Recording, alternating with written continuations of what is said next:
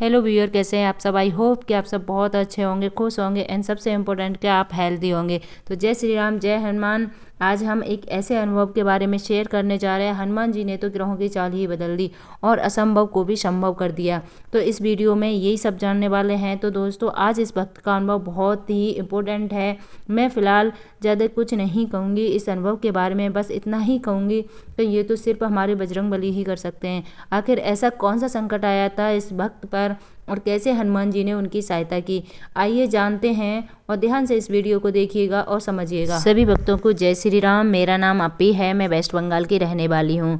आज मैं मेरे साथ घटी हुई हनुमान जी से जुड़े अद्भुत अनुभव सभी के साथ शेयर करना चाहती हूँ। पिछले साल मुझे एक कंपनी से जॉब मिला था। इसके चलते मुझे दूसरे शहर में रिलोकेटेड करना पड़ा था।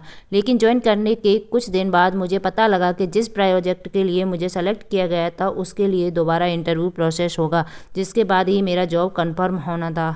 फिर भी मेरा परफॉर्मेंस बहुत ही अच्छा रहा और उसी ट्रेनिंग के बीच में हमेशा टॉप 3 में रहा करती थी। समय अच्छा चल रहा था और मैं खुश थी। सबको लगा कि इस कंपनी के जिस प्रोजेक्ट में मुझे एलोकेट किया जाएगा उसका इंटरव्यू में आराम से क्रैक कर लूँगी। फिर इंटरव्यू चलता है, उस वक्त अचानक से मैं टेंशन में आ जाती हूँ। इसके चलते मैंने जो मेहनत की थी वो रिजल्ट भी कंफर्म नहीं हो पाया और कुछ दिन बाद ये पता चला कि मैं रिजेक्ट हो गई हूँ। कंपनी में एचआर को मैंने बताया कि मेरे घर की आर्थिक स्थिति अच्छी नहीं है, तो प्लीज़ कोई दूसरे प्रोजेक्ट के लिए मुझे सेलेक्ट कर लें ताकि मेरी जॉब ना छूटे, जिसके लिए मैंने काफ़ी मेहनत की थी। फिर भी मुझे कोई दुर्भाग्य के चलते उस कंपनी वाले ने मुझसे कोई कांटेक्ट नहीं किया। उसके बाद एचआर ने भी मुझे कांटेक्ट नहीं किया। अब मुझे समझ में आ गया था कि अब फिर से जॉब ढूंढनी पड़ेगी ताकि मैं घर का खर्चा उठा पाऊँ और मेरी बहन के एजुकेशन के लिए भी सपोर्ट कर सकूँ। ये सब होने के बाद जहाँ मैं घर से दूर रह रही थी वहाँ मेरा मन नहीं लग रहा था, लेकिन टेंशन की वजह से मैं डिप्रेशन में जा रही थी और मेरी सेविंग भी ख़त्म हो गई थी। अगले महीने का फ्लैट का रेंट कैसे दे पाऊँगी उसकी भी टेंशन हो रही थी मुझे। फिर अचानक घर से कॉल आता है कि पापा का एक्सीडेंट हो गया और अगले दिन उनके पाँव की सर्जरी है। मुझे कुछ समझ नहीं आ रहा था कि आखिर मेरी ज़िंदगी में क्या चल रहा है। एक के बाद एक मुश्किल बढ़ती ही जा रही थी। मैंने किसी तरह पैसे जुटाकर घर पर आई और पापा की सर्जरी के बाद घर पर अपनी मम्मी और बहन के साथ उनकी देखभाल करने लगी। डॉक्टर ने पापा को पूरी तरह से बेड रेस्ट करने को कहा था। उसकी वजह से पापा ये सब सोच सोच के अंदर ही पूरी तरह से टूट चुके थे। वे खुद रात को सोने जाते तो नींद नहीं आती थी, ये सोच के कि इतनी कंपटीशन के मार्केट में मुझे जॉब कैसे मिलेगी, और वो भी एक स्टेबल कंपनी में, क्योंकि ज़्यादातर कंपनीज ले ऑफ यानी लोगों को जॉब से निकाला जा रहा था और हायरिंग भी काफ़ी हद तक कम हो गई थी और इंटरव्यू के मल्टीपल राउंड्स देने के बाद भी सिलेक्शन हो पाना मुश्किल हो गया था। जुटाकर और धैर्य के साथ अपने मन को समझाते हुए मैंने एक बड़ी कंपनी में जॉब के लिए अप्लाई किया और फाइनल राउंड तक मेरा सिलेक्शन हो गया। कंपनी के एचआर ने भी मुझे अच्छी सैलरी पैकेज ऑफर करते हुए 2 दिन बाद ऑफर लेटर देने का कन्फर्मेंस दिया। बस उस वक्त और मेरे घर वालों की खुशी बहुत ज़्यादा थी, लेकिन मेरा समय इतना भारी चल रहा था कि फाइनल राउंड तक होकर भी किसी वजह से मुझे वहाँ ज्वाइनिंग नहीं मिल पाई। उसके एक बड़ा झटका लगा मुझे और ऐसा लगने लगा कि अब कहीं जॉब मिलना न के बराबर है। फिर मैंने और भी कंपनीज़ में अप्लाई किया, पर हाथ लगा तो सिर्फ अगले महीने घर का खर्चा कैसे चलेगा उसका कोई उपाय सूझ नहीं रहा था, क्योंकि अब तक 2 महीने बीत चुके थे और मेरी जॉब कहीं भी कंफर्म नहीं हो रही थी। आखिर हमने यह तय किया कि हम घर बेच देंगे ताकि पैसों का इंतजाम कर पाएँ और बहन की पढ़ाई का खर्चा भी दे पाएँ। साथ ही साथ मेरे और पापा के कुछ पर्सनल लोन्स भी हैं जो उसी पैसे से हम भर पाए हैं। दुर्भाग्य से घर के लिए कोई ख़रीदारी नहीं मिल रहा था और बहुत ही कम दाम में लोग घर मांग रहे थे। इसके चलते मम्मी और पापा काफ़ी परेशान हो गए, जैसे मानो इस कठिन परिस्थिति का कहीं से कुछ सुधार नहीं दिख रहा था। एक दिन मैंने सोचा कि एक ज्योतिष को दिखाते हैं ताकि हमें पता चले कि आखिर एक से एक बार ये दिक्कतें आ क्यों रही हैं और कैसे मैं इसका उपाय कर पाऊंगी। मुझे पता चला कि शनि के 7.5 का प्रभाव इतना ज़्यादा होता है कि इसी के चलते सारी परेशानियाँ आती जा रही थी। तो उन्होंने मुझे रोज़ हनुमान चालीसा का पाठ करने का उपाय बताया।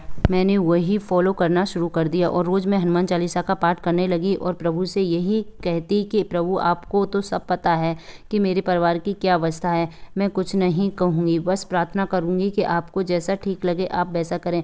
मुझे साहस और बुद्धि प्रदान करें ताकि मैं इस परिस्थिति का सामना कर पाऊँ। इसके कुछ दिन बाद मैंने सुंदरकांड का पाठ करने के बारे में सोचा और एक बुक खरीद ली। फिर अगले ही मंगलवार से मैंने सुंदरकांड का भी पाठ करना शुरू कर दिया। रेगुलरली पाठ करते वक्त मैं कोशिश करती हूँ कि मेरा मन बस इसी पाठ पर लगा रहे और ऐसा लगता था जैसे प्रभु मुझे ये पाठ करते हुए सुनते थे, क्योंकि पाठ करने में काफ़ी सुकून ऊर्जा सी भर जाती थी। मुझे एक अलग ही ऊर्जा महसूस होती थी और मेरा मन बिल्कुल पॉजिटिव वाइब्स होती थी। फिर धीरे धीरे जीवन में बदलाव आने शुरू हो गए और मुझे कठिन परिस्थिति में भी मन में एक शांति का अनुभव होता था। मुझे ऐसा लगने लगा कि जिस इंटरव्यू में मैं बैठूंगी उसी में सफल हो जाऊंगी और कोई भी सवाल पूछे तो उसका भी मैं बुद्धि और धैर्य से जवाब दे पाऊंगी। दिन में वे विचार काफ़ी हद तक पॉजिटिव हो रहे थे और मेरा कॉन्फिडेंस लेवल बहुत अप होने लगा। इन्हीं 15-20 दिनों में मैंने 3 बड़ी कंपनीज में इंटरव्यू दिए और प्रभु की कृपा तो देखो कि सारे राउंड्स क्लियर करते हुए मैं तीनों कंपनीज में सेलेक्ट हो गया और जिससे मुझे जाने का मन नहीं था उस कंपनी में रिजल्ट मुझे मंगलवार के ही दिन मिला। ऐसा लग रहा था जैसे प्रभु ने खुद आके मुझे आशीर्वाद दे दिया और मुझे सही दिशा प्रदान की। ये भी तो प्रभु का अद्भुत चमत्कार ही है और इसी वजह से प्रभु के प्रति मेरा विश्वास दृढ़ हो गया। प्रभु से यही विनती है कि आपकी ही कृपा से मुझे अच्छी जॉब मिली है, वे मैं अच्छे से कर पाऊंगी और हमेशा आपका और प्रभु श्री राम के नाम का स्मरण करती रहूंगी। मुझे पूरा विश्वास है कि आगे भी सब ठीक रहेगा, क्योंकि मुझे अब पूरा विश्वास हो गया कि आप मेरे साथ हो। जीवन में एक बात समझना बहुत ही ज़रूरी है, जो मुझे इस दौरान पता चली कि आप कितनी भी मेहनत कर लो, लेकिन जब तक प्रभु की कृपा आप पर नहीं होगी तब तक आप अपने कार्य में सफल नहीं हो पाओगे, क्योंकि फल देने वाले भी वही हैं। और ये सोच लेना कि अपने दम पर कोई भी चीज़ या तरक्की हासिल कर लूँगी, वो तो बेवकूफ़ी होगी, अहंकार का प्रदर्शन ही कहलाएगा। करवाने वाले तो प्रभु ही हैं और कराने वाले भी वो, हर फल देने वाले भी वही हैं। इसलिए हनुमान जी के शरण में जाने से दुखों का नाश हो ही जाता है, चाहे वह कितनी भी बड़ी विपत्ति में क्यों ना हो। सब सुख लहे तुम्हारी शरणा, तुम रक्षक काहू को डरना। प्रभु की कृपा से तो ग्रहों की चाल ही बदल गई और उसी एस्ट्रोलॉजर ने कहा कि मेरी राशिफल में अब तो बहुत ही अच्छे योग बन गए हैं, जिसके चलते आगे आने वाले समय में सब अच्छा ही होगा। ये सब कुछ मेरे हनुमान जी की कृपा से ही हुआ है और मुझे विश्वास है कि उनकी कृपा से आगे सब मंगलमय होगा। हनुमान जी की कृपा से मुझे और मेरे परिवार को एक नया जीवन मिला और हमें उनकी भक्ति मिली। ये सच है कि प्रभु को अगर दिल से पुकारो तो वह आपकी सहायता करने दौड़े चले आते हैं। मैंने अब सब कुछ उन पर ही छोड़ दिया है कि अब प्रभु भी हमारी नैया पार लगाएंगे। ये सब असंभव को भी संभव कर सकते हैं और उनकी कृपा से भाग्य लिखा हुआ भी बदल जाता है। बस उन पर अटूट श्रद्धा और विश्वास रखो। तो सुना दोस्तों आपने बजरंगबली कितने दयालु हैं। तो जय श्री राम, जय Hanuman. Thank you for watching.